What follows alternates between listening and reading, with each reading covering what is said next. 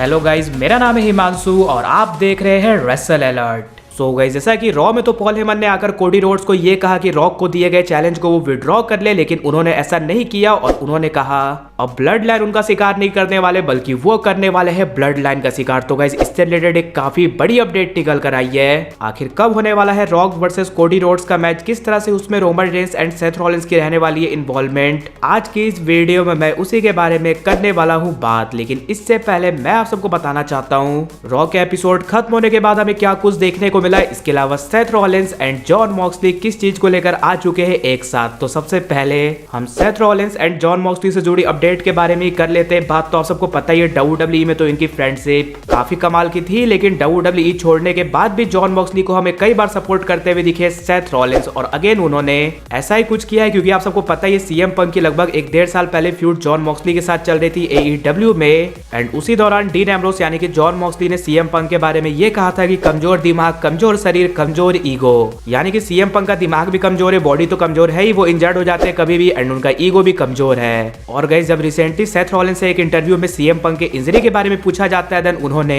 यही चीज कही थी। क्या वो लाइन था मुझे याद नहीं आ रहा है, कमजोर माइंड, कमजोर बॉडी, कमजोर ईगो, एंड ये चीज उसने कही है जिसे मैं जानता हूँ और ये बिल्कुल सही है। यानी कि गाइस, यहाँ पर हमें सेथ रॉलिंस पूरी तरह से सपोर्ट करते हुए दिखते हैं डीन एम्ब्रोस की ओपिनियन को जो कि उन्होंने दिया था CM पंक पर, यानी कि अब CM पंक की बॉडी माइंड सब कुछ हो चुकी है कमजोर। वैसे डीन एम्ब्रोस के इस बात से तो सेथ रॉलिंस एग्री करते, आप करते हो या फिर नहीं, वो जरूर से नीचे कमेंट कर बताना। इसके बाद नेक्स्ट बात कर ली जाए कि हमें रॉ के बाद क्या कुछ देखने को मिला। तो आप सबको पता ही है इस वीक का रॉ एक एवरेज शो रहा, जहां पर हमें ये पता चला कि इंटरकॉन्टिनेंटल चैंपियनशिप के लिए हमें एक मल्टी-पर्सन मैच देखने को मिल सकता है रेसलमेनिया में। Seth Rollins and Drew McIntyre के बीच अगेन एक काफी कमाल का प्रोमो सेगमेंट देखने को मिला, और मेन इवेंट में हमें देखने को मिला Cody Rhodes versus Grayson Waller का मैच, जहां पर मैच तो जीत लिया कोडी रोड्स ने, लेकिन मैच के बाद वहां पर हमें पॉल हेमन आते हुए दिखते हैं कुछ सिक्योरिटी गार्ड्स के साथ, जो कि हमें पॉल हेमन बताते हुए दिखते हैं कि वो न्यूयॉर्क पुलिस डिपार्टमेंट से जो कि सस्पेंड हो चुके हैं। And at the and Cody Rhodes उन पर अटैक भी करते हैं काफी बुरी तरह से, और वो ये कहते हैं कि ब्लड लाइन उन्हें हंट नहीं कर रही बल्कि वो हंट कर रहे हैं ब्लड लाइन को।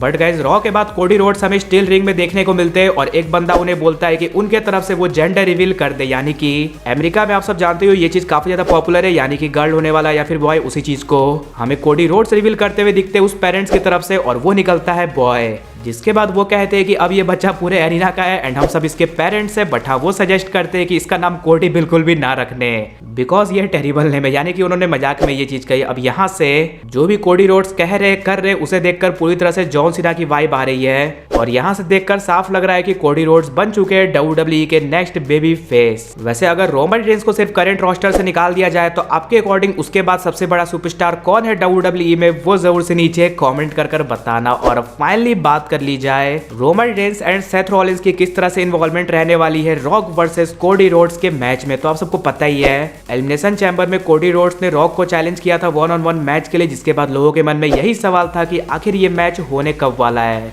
जिसके बाद गाइस एक काफी बड़ी अपडेट निकल कर आती है कि WWE रेसलमेनिया नाइट 1 में एक टैग टीम मैच कर रही है प्लान, जो कि आप सबको पता ही रूमर्स में चल ही रहा था Roman Reigns and the rock versus Seth Rollins and Cody Rhodes के बीच, यानी कि Roman Reigns, Seth Rollins and Cody Rhodes को डबल ड्यूटी करनी पड़ेगी रेसलमेनिया में। बट गाइस एक और काफी ज्यादा इंटरेस्टिंग अपडेट निकल कर आ चुकी है, जो कि खुद रॉक ने शेयर की है। तो आप सबको पता ही है इस वीक के स्मैकडाउन में तो रॉक आने वाले, लेकिन उन्होंने अपने इंस्टाग्राम के थ्रू ये बात साफ कर दी है कि वो इस वीक के स्मैकडाउन में तो आने वाले हैं, नेक्स्ट वीक के स्मैकडाउन में भी आएंगे, और उसके बाद वाली स्मैकडाउन में भी। तो मे भी हो सकता है WWE अगर रॉक वर्सेस कोडी रोड्स का सिंगल्स मैच करवाने वाली है तो ये हमें स्मैकडाउन में देखने को मिल सकता है, जहां पर Seth Rollins and Roman Reigns की इंटरफेरेंस हो सकती है। नहीं तो इनका सिंगल्स मैच होगा ही नहीं, हमें टैग टीम मैच देखने को मिलेगा रेसलमेनिया नाइट 1 में। इसलिए गाइस अब जब रॉक रेगुलर आने वाली स्मैकडाउन में, तो आप सब कह सकते हो वो एंड ब्लड लाइन मिलकर हमें कुछ बड़ा प्लान करते हुए दिखेगी, एंड मे बी स्मैकडाउन में हमें मैच देखने को मिल सकता है रॉक का। लेकिन गाइस आप सब मुझे ये कमेंट कर जरूर से बताना है कि इस फ्यूड में आप किसके साइड पर हो, Roman Reigns and the rock के या फिर Seth Rollins and Cody Rhodes के।